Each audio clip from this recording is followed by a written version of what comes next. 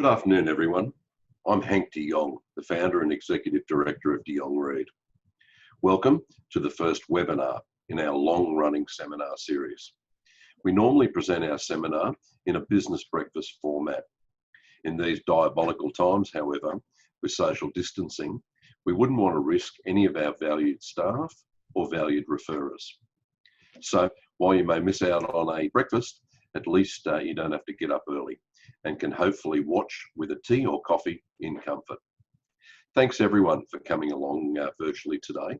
And I must say, it's great to be able to reach out to so many people in this manner. Before we begin, please note that this disclaimer applies to today's presentation. To start with today, we'll hear from Craig West of Succession Plus.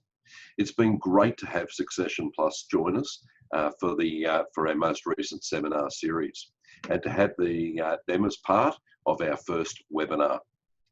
Then Phil Hemenko, our compliance manager, will review the most common warning signs that a business is in trouble and needs specialist advice. He will then walk you through our case study today. This case study is from the Jonge Read archives, the stories of real clients that we've helped. We've shared a copy of today's slides on the chat window, and we will email CPD certificates after the webinar. We welcome questions at the end of the webinar today to both Succession Plus and Jonge Read. Now, over to you, Craig. Thanks very much, Hank, and it's great to be joining the group today. As Hank said in the introduction, I'm going to talk a little bit about business succession and exit planning and the opportunity that presents for advisors to talk to their clients about this key area of business. Business succession and exit planning is really about getting a couple of key things right all at the same time. The first thing is to make sure we understand we're combining the business. The business needs to be ready. The financials need to be ready. So from a business point of view, from a personal point of view, from the family that own the business point of view, and lastly, the individuals that own the business need to be ready to hand over control or to walk away from the business when the time's right. Getting those three things right at the same time and coordinated is actually quite important. I always quote Steve Covey when I talk at these kind of events. Begin with the end in mind, I think embodies exactly what succession planning is actually about. Starting with the end goal in mind, knowing where you're going and why you're going there, and more importantly, what you need to do to get there successfully is actually quite important in terms of succession and exit planning. Lots of decisions you make on the way through should be matched to what your exit strategy or end game actually is. The key thing about this, and you'll hear this over and over again today throughout this event, is strategy takes time. The earlier you start, the better. Rushing through this process will not give you the best outcome. How do we go about succession and exit planning? We've got a 21-step process. There's actually a process, it's a journey. Succession planning is not an event or a transaction. As we can see on the screen, there's 21 different steps that need to be undertaken to make sure you get succession and exit planning right. I'm going to walk through those now and just show you some of the key steps and some of the conversations as advisors you could be or should be having with your clients to help them through this pathway. The first place to start is, what have we actually got? The ideal conversation to have with clients is about the goals and outcomes. What is it you're looking to do? When do you want to leave? What's the timing look like? How much money do you need to fund your retirement? And what are you going to do after you actually exit? Getting clear on those will actually help determine what we need to do in terms of preparation. The next step then is to analyse the financial aspects of the business. Make sure we know and understand what drives our business and our business performance. Why is the business over or underperforming? And what does it do in terms of valuation? Secondly, we look at the non-financial aspects, the actual management and risk strategies that we've put in place. Have we got policies and procedures? Do our people all have job descriptions and KPIs and performance bonuses? Have we got a business plan? Is there a succession strategy in place, etc.? That scoring is actually just as important as the financial performance of the business, particularly from a buyer or investor's point of view. Then we look at purely from an investor's point of view or a buyer's point of view, is the business ready to exit? Are we well prepared? Are things in place? And are we successfully able to exit this business in the current environment?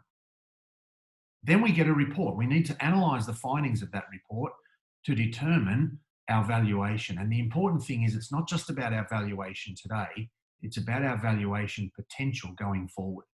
This business was valued, for example, at $5.25 million. But over a period of time, there are improvements we make that can drive substantial improvement in that valuation if we undertake the findings from the report. And the way that we do this is through an implementation plan. Red is urgent and important. It might cause you a problem if it's not done. Orange is something you really need to do to make the business more attractive and more saleable. And green would be nice to have and would certainly add to the valuation over time. So it's important as well. The next thing we need to do is press the pause button and actually protect the value that we've already built up, starting with some financial planning around the exit strategy. Have we got enough funds? Are we able to retire? What about taxation? Have we got assets owned in the right structures? Do we need to use a self-managed super fund, etc.? And how are those assets protected? Obviously, a question no one likes to think about, unplanned events. What happens if we get hit by that proverbial bus? Have we got some documentation and strategies in place that protect the value of the business if that happens? And then lastly, looking right throughout the business to see where we can reduce risk. Higher risk always equals lower valuation. That's true of any asset. Doesn't matter if it's a listed share or a property or anything else. It's certainly true of small to medium-sized enterprise in Australia. So it's something we need to consider very carefully as we move through the succession process. Then we get to the more exciting or interesting stuff around how do we actually maximise value. There are several things we can do. In fact, there's quite a few steps that sit in this phase around improving the value of the business. They start with understanding what our exit options actually are. From the bottom left-hand side, where they're cheap, quick, easy, but they never maximise value, right the way up to the top right-hand side, which is an IPO or listing, which is always the best way to maximise value. But for most of our clients, most of the clients we're dealing with, that's not appropriate. Somewhere in the middle of the screen between partial sale, private equity, employee share plan, trade sale, they're the ones that most small and medium enterprises in Australia can use to combine the maximum possible sale price or value with the complexity and effort that's actually involved in preparing.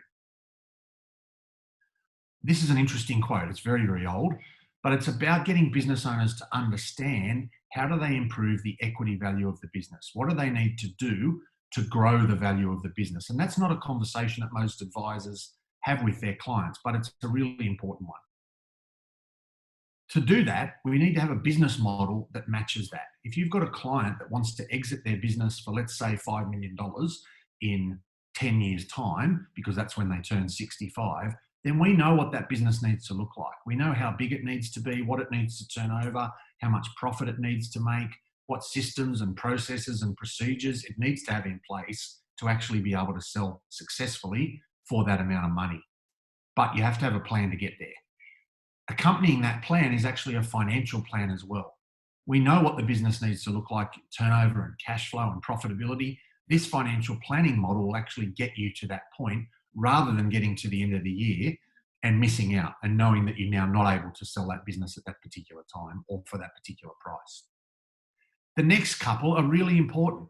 Firstly, around systems and procedures. Have everything in the business documented. Systems, policies and procedures. The E-Myth outlines how you do that in small businesses. And I often talk about McDonald's, probably one of the best systemized and process-driven businesses that exists in the world today.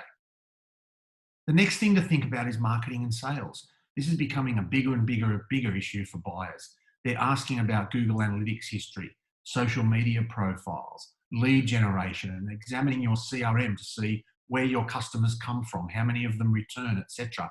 It's becoming an important issue to understand and have right.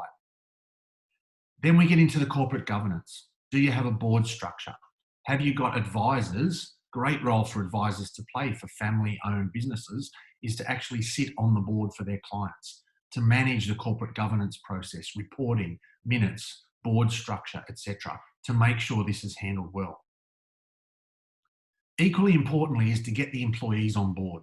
One of the biggest risks for business owners that are selling their business is that the employees aren't engaged or involved, and therefore they either defeat the process and they certainly don't add any value. The ownership mindset program that we run clients through helps them align with the business owner and understand what it is they need to do to improve the business and their own performance. We often couple those with an employee share plan. In our case, this is called a peak performance trust. It's a structure that allows employees to think and act like business owners. And I'm going to talk more about that in a moment. Then we have to get into the actual running of the business. Who's going to run the business? If the owners are intending to exit in the future, who's going to take over? Who's going to run the business? Who's going to generate the sales? Who's going to manage it financially? We use management succession as a way to profile our existing employees and determine which ones are the best ones to actually take over the business at the time the owner exits. Then we want to think about the actual transaction. How do we get out of the business? And what are the key things that need to be in place to make sure we can exit successfully? The first one is obviously tax. And I'm not going to go into the details around the tax planning, but it's really important as advisors we get on top of this really early. We talk to our clients about the CGT small business concessions and how they can access them, what the conditions and rules are, and also who owns what assets, both before and after a transaction. We're often seeing business owners now sell the business, but keep the building, or sell part of the business and keep some of the other assets. So it's important to have this conversation early and get the structures right. Equally important is the documentation. Two things here: the information memorandum, which outlines the business and the competitive advantage. It's a sales brochure for the business. But the other key thing that people are still getting very wrong is the due diligence documentation. Do we have a copy of our lease? Have we got 5 years financials? Have we got all our BAS statements? Are all our employment agreements up to date? Do all our supplier and customer agreements, have they all been renewed? Are they up to date? Are they legal under the new legislation, etc.? All of that can absolutely frustrate a sale. I've seen business owners where a sale has fallen over because some of those documents haven't been in place. The actual transaction is also important. Now, there's one tip on how to maximize the sale price of your business, and that is focus on how you sell and who you sell to. For every business that we work with, there is always a strategic buyer. You need to find that strategic buyer because they'll always pay more. The same as a listed company will often pay more to buy your business as well. But you need to be prepared. They're sophisticated buyers and they're fussy in what they're looking for. So preparation is the key.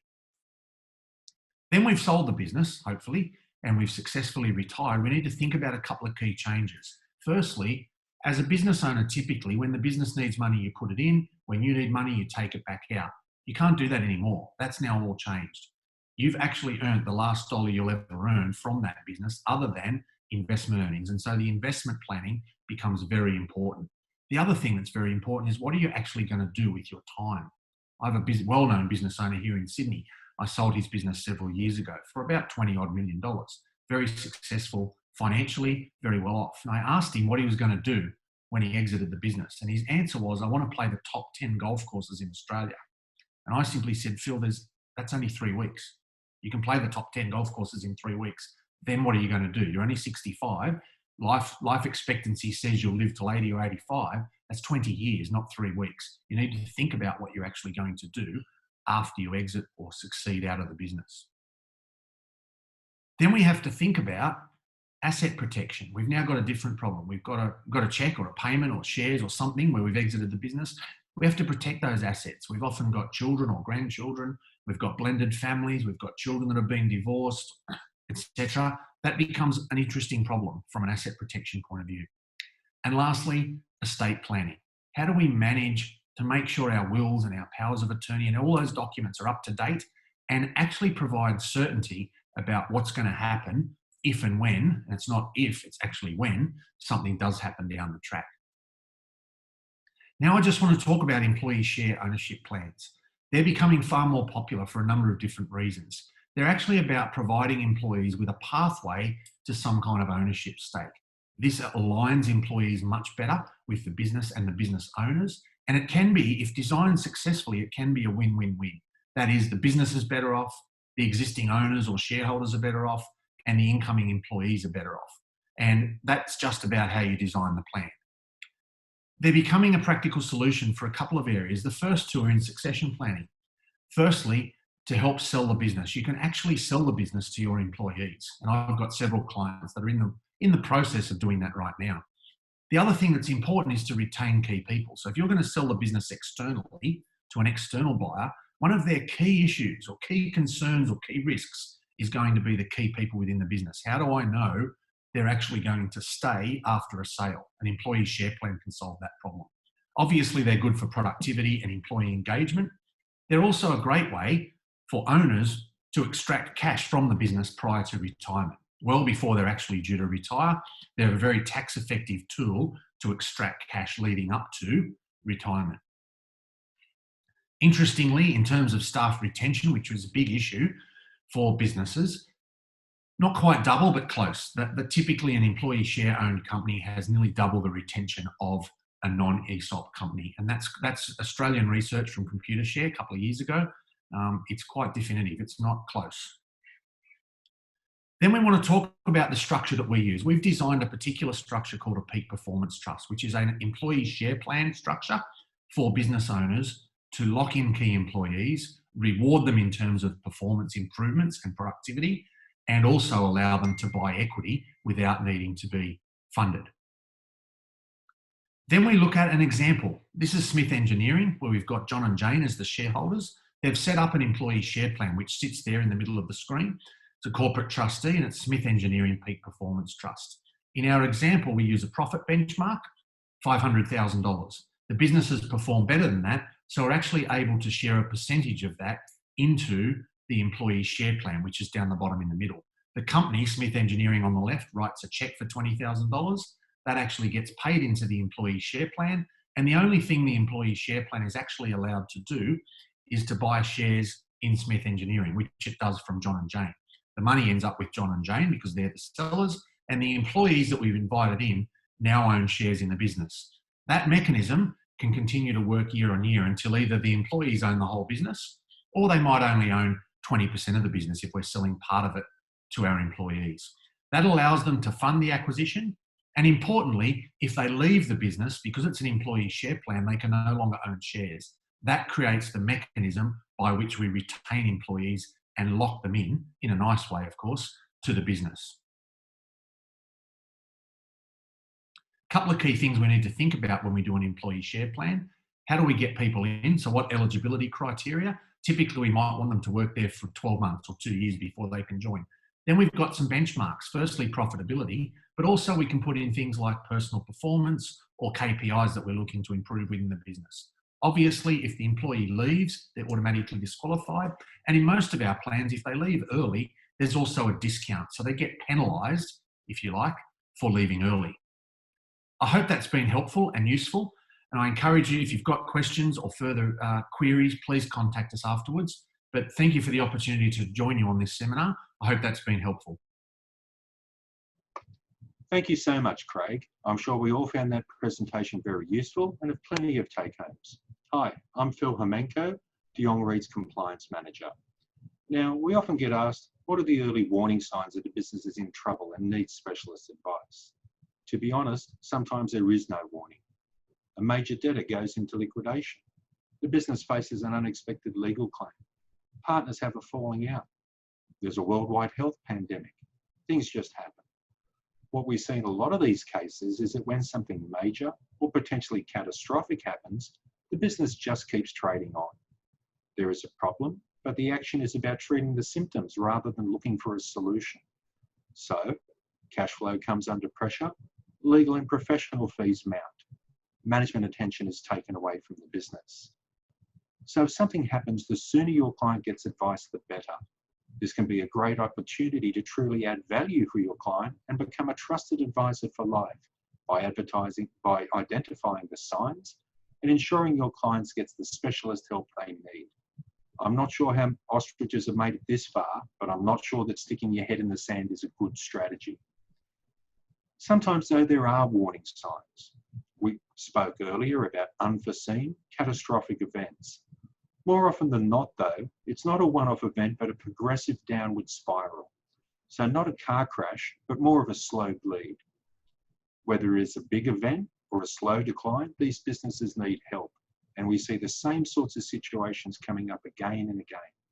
Today, we'd like to focus on the 4 main issues shown on the screen now that we see over and over. Now, this may be news to people in the audience today, but banks have tightened up. It's harder to get a loan or overdraft today than it was even a couple of years ago. Royal commissions, public scrutiny, less authority for the bank manager. Now, sometimes if a facility is in place and it's just running its course, the bank may not ask for anything other than annual financial statements now and then.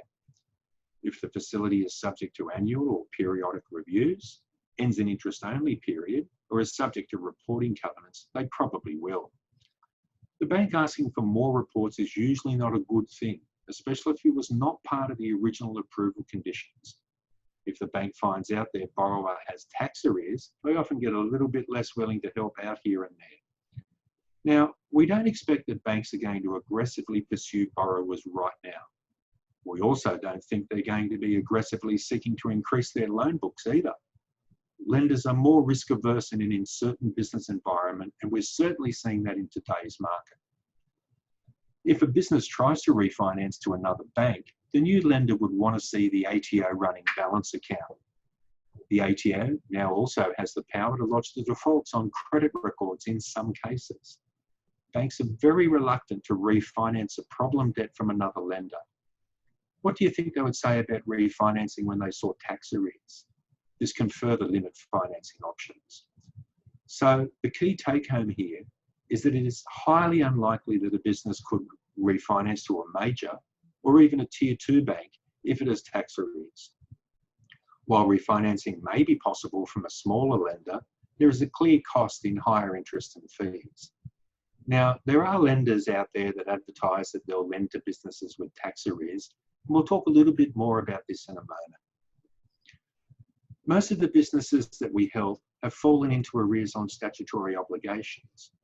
Now, some business people might say that they have their first overdraft with the bank and their second overdraft with the ATO. Here's a newsflash. The ATO don't like that. The bank won't like it either when they find out too. When faced with cash flow pressures, businesses often get behind and can end up using their second overdraft pretty hard. Coupled with this, we see that the businesses start reporting their obligations later and later, sort of kicking the can down the road to an extent. Growing ATO liabilities and late reporting is a clear sign that the business has serious issues. In many cases, this can be the first visible sign of distress to anyone other than the owner. The key take-home here is that if the business has tax arrears, they should really meet with their accountant, bookkeeper, or other professional advisor straight away. As well as talking about stimulus packages and tax relief, it is also a great chance to have a quality conversation with your client about the arrears, why it has happened, and how it will be resolved. This is also the ideal time to engage with us to ensure that your clients get the specialist advice they need. Identifying problems and helping your client find a solution is a great way to build a stronger relationship and become a trusted advisor rather than just doing the tax reporting. ATO arrears can often just be the tip of the iceberg. Often, by the time a business gets to this position, most other options may have already been exhausted. Lending against security is maxed out. Other finance options have been explored and used where possible. Costs have been as cut as far as possible, with the director's wage usually the first thing cut. It can be easy to think that the debt is just a bit overdue and that it was reported just a bit late. Maybe at first it doesn't seem like a huge amount of money. Maybe it's the sort of client that's always a bit behind but should be all right. Sometimes this is the case and the position is corrected in the short term. Sometimes it could just be the start of an escalation in ATO debt. So a business gets behind on statutory liabilities and it's a lot harder to get a loan from the bank. Where do businesses turn? This leads us to the next issue we want to discuss, fintech debt. So what is fintech? The word comes from the combination of the words financial and technology. Sounds all scientific and cutting edge. The fintech lender uses computerized scoring systems based on certain lending parameters to make a lending decision, all done over the internet. Some of the better known names in this market segment are Prosper and Moolah. So, fintech lending. Fast, pretty easy, short term, unsecured, high interest rates, high establishment fees. This is a booming area of the business finance market and has clearly grown as banks have retreated. When done for the right reasons, this can be a good short-term funding options for businesses. This reason should be short-term to match the funding. So, get some stock in, sell it at a good price, pay out the fintech debt, no problem. Some of these lenders are now advertising no interest payments for a period of time or other incentives. Using short-term debt for a long-term need, though, is a really bad idea. Unless there is a clear, short-term source of clearance, these loans are going to end up being a problem. So, fast, pretty easy, and short-term, yes. Unsecured, well, yes and no. When fintech lenders say they are unsecured, they mean they are not secured against the company. While fintech lending agreements give the lender the right to take security over the company, they usually do not. The lender will insist on personal guarantees though. Sometimes they may even ask for the guarantee of a co-owner of the property related to the director. When businesses get in trouble, this can cause a couple of issues. Firstly, personal guarantees are granted caveatable interest. This gives the creditor the right to lodge a caveat over any property in the guarantor's name if they remain unpaid by the business. So, unsecured, not so much. Do you think most company directors would prefer a charge over their company or a caveat over their family home? The key take-home here is that fintech lending can make a director personally liable for debt that would otherwise stay with the company. So, taking a fintech loan is an easy way to turn an unsecured debt into a debt that is secured against the director's home. Often, the other accountant or other professional advisor is not involved in the application process. Fintech lenders may not need financial statements or cash flow forecasts like a bank would. A good tip is to review the online accounting systems and look for new fintech debt, as this can often be an early warning sign of problems ahead. We'll be looking at some case studies today that highlight a few of the common issues that we see. Some of the warning signs, some of the indicators that a business needs specialist advice. Now, as I said earlier, there are some common warning signs that your client needs help. This is even more critical today with COVID-19. Unfortunately, the reality is that it is going to treat businesses the way it treats people. Those that are vulnerable or have pre-existing conditions are much less likely to survive than those that are fit and healthy. Identifying these warning signs and assisting your client get the help they need could be the key to keeping that client for life. Our case study today comes from the Jonge Read archives and are based on real-life clients that we have assisted. Now, today we're going to look at Creek & Sons Constructions and the company director, Mark Creek. The business did a mix of residential and commercial work, and things really took off when it won a subcontract working on the NBN network. The work was profitable and the business expanded rapidly. New equipment was acquired with lease finance. More staff were employed. Life was good. Mark funded some of this growth by borrowing against his property and lending the money to the company. As the business grew, Mark got a loan from the bank and then an overdraft limit. Again, his property was used as security. Soon, Mark was running a good-sized business and turning over good money. As the NBN works progressed, though, the lead contractor found that they weren't making any money and started cutting costs. Mark's profit margin started getting squeezed. Rather than meeting with his accountant and reviewing his business model, Mark responded by increasing the company overdraft limit. He had all these lease and loan payments now, and he needed to keep the business trading. Another stage of the NBN contract, a further tightening of margins. This time, when Mark spoke to his bank about increasing his overdraft limit, they weren't quite so accommodating. Mark had borrowed about as much money as he could against his property. He still wanted to trade on, though, to push through. Business owners can be optimistic by nature, and they really believe in their business. The mindset can be that if they just work harder, it will all turn around. When the bank would not increase his overdraft limit, Mark went to a debtor financier. The bank reduced the overdraft limit, and the debtor financier took security over the debtors. This arrangement brought forward cash receipts and enabled Mark to keep trading. The NBN work progressed by stages. In between times, Mark still had lease payments to make and wages to pay. The company started doing other work at low margins just to utilise the equipment and the staff. Turnover for turnover's sake, with little or no money actually in the job. No money maybe, but lots of risks. Funny how a lot of those low margin jobs actually end up turning into loss-making jobs. A new stage of the NBN, more pressure on margins, financing options running out. The business started to fall into arrears on its statutory obligations. Mark was using his second overdraft pretty hard. You know, that unofficial overdraft with the ATO that they don't want Mark to have? As we often see, Mark also started reporting his obligations later and later. Now, Mark was in a bit of a bind. Wages to pay, finance payments on the new equipment, loan repayments to the bank. The ATO starting to get interested. In response, Mark entered into a payment plan with the ATO. While this appeared manageable at first, each time the plan was reviewed, the amount the ATO required each week increased. As the pressure built, the company started to get behind on creditor payments. Friendships were stretched and creditor payment plans broken. The business struggled to maintain the payments to the ATO. Ultimately, some creditors refused to supply unless they were paid up front.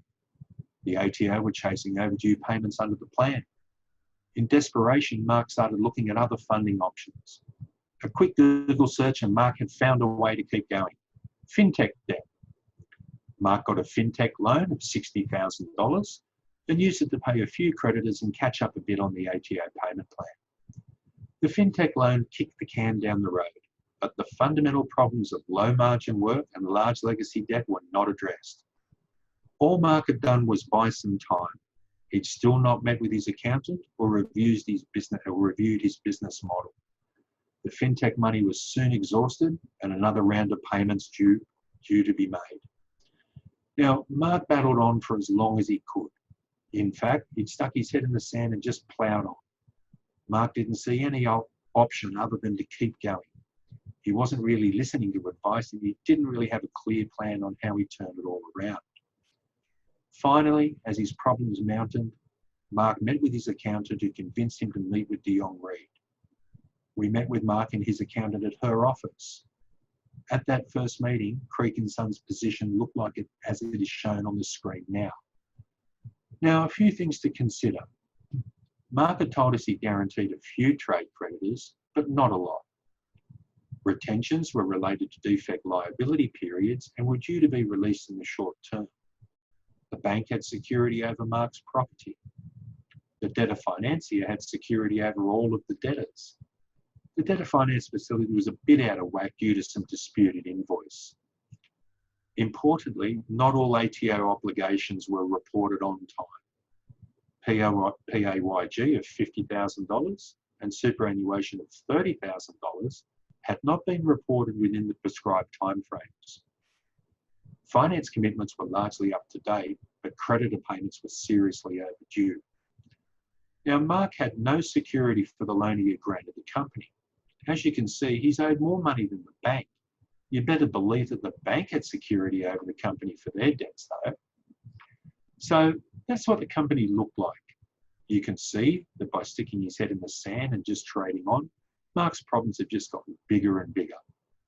The debtor financier looks like getting the lion's share of the debtor collections. Retentions were due to be released now, and the bank are in position to receive these funds under their security. The equipment financiers will get their money back from the sale or refinancing of the equipment. Mark is left holding the bag on PAYG, superannuation, Fintech debt, and whatever creditors he had personally guaranteed. Now, before Mark got here, his situation would not have been this bad. There may have been a time that Mark could have changed course and avoided a lot of the personal liability he now faces. Sticking your head in the sand might be comforting for a short period of time, but it can be expensive. Now let's have a look at Mark's position. As you can see on the screen, the only real asset Mark has is his investment property. A couple of points to note. Mark drove a company car and had no vehicle in his own name. The bank was using his property as security for the overdraft business loan. and Mark could have potentially had a significant liability under personal guarantees. At that first meeting, Mark told us he wanted to continue to pursue his interests in the industry. He did not want to go bankrupt and wanted to negotiate settlements with his creditors, and that he could get some financial support from family members to help deal with some of his issues. So, time to spring into action. We developed a strategy for Mark based on his key objectives. Mark saw the value in our proposal and engaged us to assist. Importantly, Mark now had a plan. He had a way forward. He could see that he had options. This can be a tremendous relief for our clients, and for Mark, this was a real turning point. Step one is to enable Mark to continue to pursue his interests in the industry. This means restructuring. Some people call this phoenixing. Yeah, I said it, the P word. Shock, horror.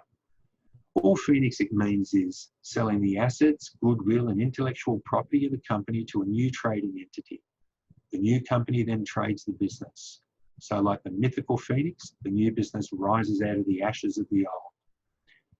Now, this next bit is from the explanatory memoranda to the Treasury Laws Amendment Combating Illegal Phoenix Bill 2019, and it's a bit of a mouthful. Phoenix activity is not defined in legislation, and it can encompass both legitimate business rescue activities and the use of serial deliberate insolvency as a business model to avoid paying company debts, where the directors have the intention of defeating the interests of creditors. A business rescue, sometimes referred to by regulatory authorities as a commercial necessity phoenix, recognises the fact that sometimes the need to restructure may arise outside due to events outside the owner's control. In layman's terms, this means restructuring or phoenixing can be a legal business rescue or it can be illegal. The difference is whether the transaction is commercial. This means paying a fair price for assets and goodwill and banking the proceeds in the old company's bank account. This is completely legal, and this has been specifically acknowledged by regulatory authorities. The first step is for Mark to identify what assets will be needed to trade the new business. In Mark's case, not all financed assets were required. These assets were sold and the associated finance contracts paid out. Some of the assets that were required were unencumbered, but some were subject to finance and security interests. In Mark's case, most financiers agreed to assign the finance contracts to the new trading entity. The financiers would rather continue to receive their payments rather than repossess the equipment. While this is not always the case, Mark was able to reach suitable agreements with his asset financiers. Now, the bank had a security interest over the company. This was an all-PAP security interest, meaning all present and after acquired property. The business could not be sold with this security interest in place without the bank's consent. In Mark's case, the best way to pay out the bank was with the retentions monies that were due to be released in the near future. The debtor financier could be repaid from debtor collections, and once the bank was paid out, the restructure could proceed. As is our normal practice, all assets to be sold were valued by an independent licensed valuer. An independent valuation was also obtained for all goodwill and intellectual property. The total valuation came in at $50,000. The new trading entity re-employed some of the staff of Creek & Son and assumed liability for the outstanding employee entitlements, excluding superannuation. These totaled $20,000 and was offset against the purchase price. Employee entitlements have a priority for payment, and offsetting against the purchase of assets and goodwill is entirely appropriate. The sale agreement was documented with everything based on valuations and known employee entitlements. Mark's son, Chris, who had been working with his father for years, was the director of the new company, Creek & Co. Proprietary Limited. With some help from family, the new company banked $30,000 into Creek & Sons. These funds were then used to pay the staff's superannuation that was outstanding. So, the bank got paid from the retentions. The debtor financier got paid from debtor collections with a little bit of money left over for the company. The asset financiers were satisfied. Employees either retained all their entitlements in the name of the new company or were paid in full. All staff superannuation was paid. The new company commenced trading on a smaller scale. The new business was not burdened with the legacy debt that Creek and Sons had been struggling under. It was not committed to the same level of wage, asset finance and loan payments either. Creek & Co tendered for the next round of the NBN work, but did not win the contract. Without the pressure of needing to push a big debt wheelbarrow, the business was able to secure a number of jobs at reasonable margins. So what about Mark? The new business is up and running and Mark is earning a decent wage for the first time in ages. The bad news? Personally guaranteed creditors, the Fintech debt, and a director's penalty notice from the Australian Taxation Office for $50,000. This had been reduced from a potential liability of $80,000 when the staff superannuation of $30,000 was paid. Now, as it turns out, Mark had actually not guaranteed that many trade creditors, or if he had, they didn't pursue him for whatever reason. In his industry, we're not quite sure how he managed that, but well done, Mark. Mark had told us that he did not want to go bankrupt, and he was adamant about that right through the process. Chris was prepared to help out so that his father could settle some of his debts. So now it's time to negotiate with creditors. In reality, negotiations with the ATO are almost always around the terms of payment rather than the amount. Mark really has no choice other than to pay the director's penalty notice or go bankrupt. Now, 3 negotiations turned into 4 and then ultimately 5. Our team are expert negotiators and we do a lot of this kind of work.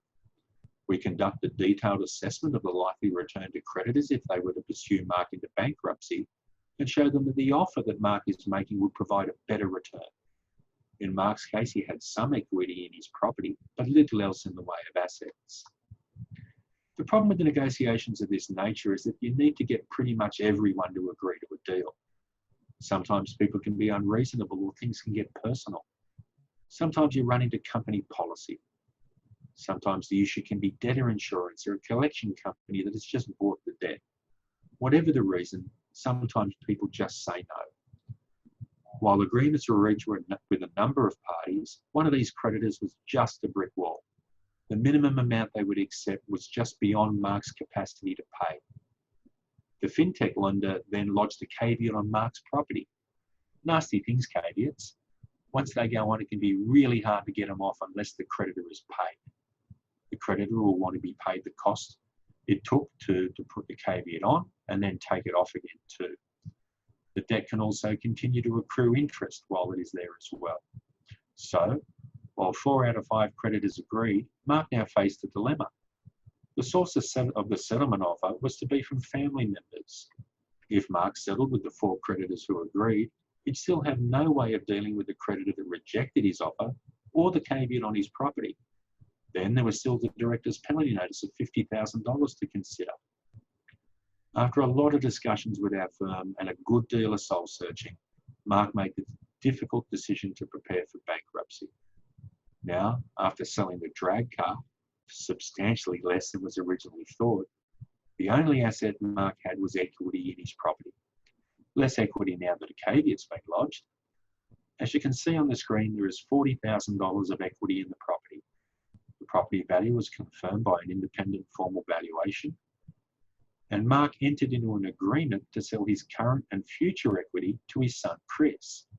This was documented, and Chris made payment into a bank account in Mark's name. Mark used some of the money from the sale of his equity to buy a car now that he was not driving a company vehicle.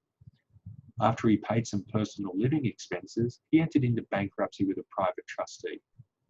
Bankruptcy brought finality to all the claims of personally guaranteed creditors and the director's penalty notice. As the purchaser of the equity, the caveator was now Chris's problem. Jonge Read then entered into a new round of negotiations with the caveator on Chris's behalf. The family could have helped Mark pay the director's penalty notice and settle with his personally guaranteed creditors, but now they can use these funds to make an offer to the Fintech lender. Eventually, a deal was struck with a lump sum payment up front and payments over a period of time. So ultimately, Mark had to go bankrupt. While he retained his property and was able to make a decent income, this had come at a cost. If Mark had acted sooner, rather than sticking his head in the sand, he may not have needed to go bankrupt at all. The early warning signs were all there. Sometimes, by the time the accountant or other professional advisor realises there is a problem, things are actually worse than they may appear from the outside. The earlier a distressed business gets some help, the better the outcome usually is. Let's listen to what Mark's accountant thought about working with Jonge Read and the outcome for her client.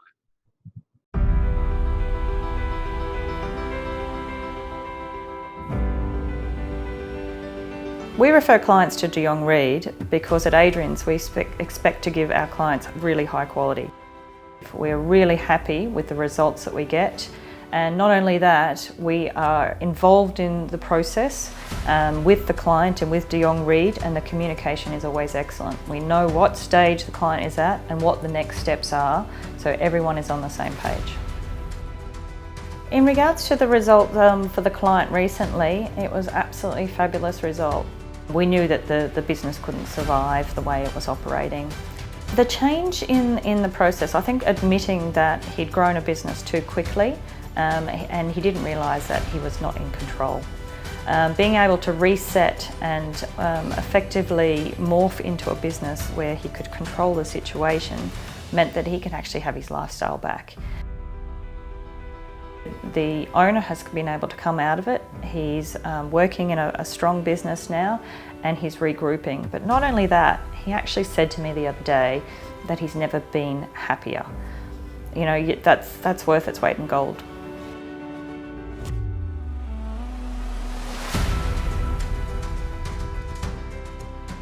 Look, it's really important as a business advisor to know where your skill set lies. We know what we're really good at, but we also know when we need to bring in experts in different specialities. So Jonge Read are probably what I regard as the experts in pre-insolvency. We know that we can rely on them, but we also know that they're very good at what they do.